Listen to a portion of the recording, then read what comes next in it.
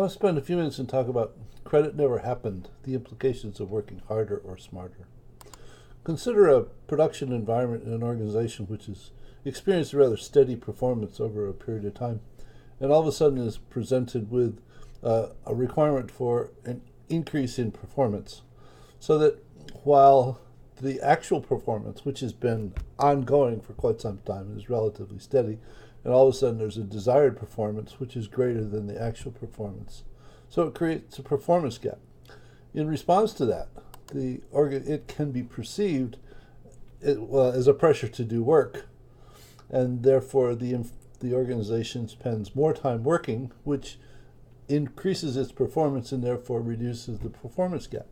Now, the difficulty is that you can't get something for nothing. If you increase something someplace, it has to come from somewhere. And in this particular instance, the most likely aspect is that this pressure to do work actually reduces the time spent on improvement, which therefore has an impact on the investment in capability development. And since the production capability erodes over time, that if you begin to lessen the ongoing investment in capability, your capability declines, and therefore it has a negative impact on your performance. So this is a vicious reinforcing cycle where if you begin to slack off or lessen the time you spend on improvement, you lose capability. It decreases your performance, and therefore your performance gap gets larger, and therefore the pressure to do more work, you take more time away from spending on improvement, and your capability declines, and it's sort of a vicious downward cycle that is difficult to get out of.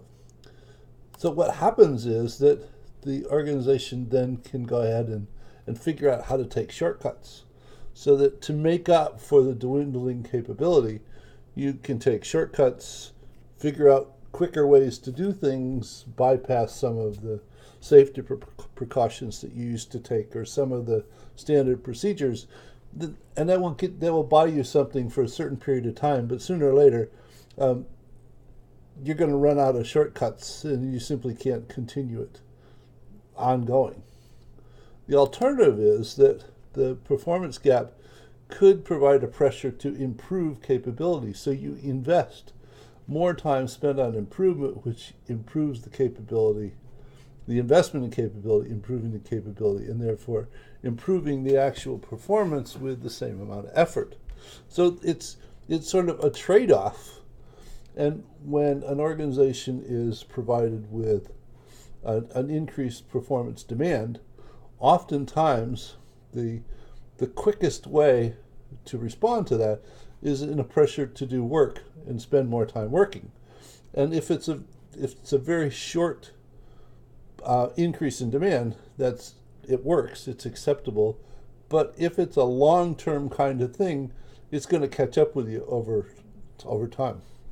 Now, in this particular instance, we've converted this relationship model into an insight maker simulation model with a set of variables, and this stock and flow diagram is a little bit more complex than the relationship model because, we had to add a few things to get it to work. Though if you simulate this for the steady state, it's just like watching paint dry. I said the organization is in a steady state for a continual period of time, and then it experiences a desired performance change, an increase in demand. Now, we can go ahead and, for a certain case, we can go ahead and have a performance change of 5, and we can say that the decision is to spend 90% of the effort on working harder as opposed to working smarter. And therefore, if you look at what happens, the performance increase is immediate, though over a period of time you'll notice that the cost of operation increases because the actual performance decreases because their capability actually declines over time.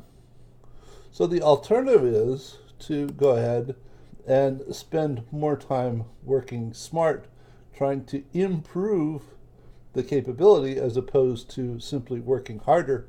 And notice that it takes longer to increase the capability. It's not a short-term fix, it takes a longer-term investment. And in this instance, it actually, the capability improved the performance beyond what was necessary, and they had to bring it back down. But the cost of operation actually declines over time. And you see that the time spent on improvement increased and then declined as the performance gap actually declined and then came back into a steady state. And you'll see that here the capability increased and then stayed at the new level because of the amount of time spent on capability improvements as opposed to simply working harder. And then the trade-off is, to spend half doing one and half doing the other, it still results in a longer time to actually come up to the necessary performance. But it depends. Now this is sort of a generalized model that's not meant for any particular organization. It was put together to simply depict the alternatives, and this access to this simulation model is on the page with this perspective, and you can access this model and you can change the variables and rerun the simulation to get a better sense of what happens with different settings of the different variables. So that the alternatives are in this situation, the organization has to decide, is it a short-term situation that it can simply work harder and overcome and things will go back to normal, or is it a lengthy kind of thing that would be better if they actually worked to improve their capacity, their capability, so they actually have a longer-term performance gain. Now, this is actually adapted from a paper by Nelson Repenning and John Sterman at MIT, titled "Nobody Ever Gets Credit for Fixing Problems That Never Happened." The point being that the organization could invest in increasing its capability before it actually needed it. Though, why would it do that? I mean, we simply have no clue as to how to give people credit for problems that don't happen. Though it could. In other words, if the organization continually invested a little bit more in improving its capability, it would get better over time, so that when it experienced a performance increase, an increase in demand, it could respond to it as though it was not a problem at all. So hope this was interesting, and leave your comments in the comment section below, and I'll see you in another perspective soon. Bye.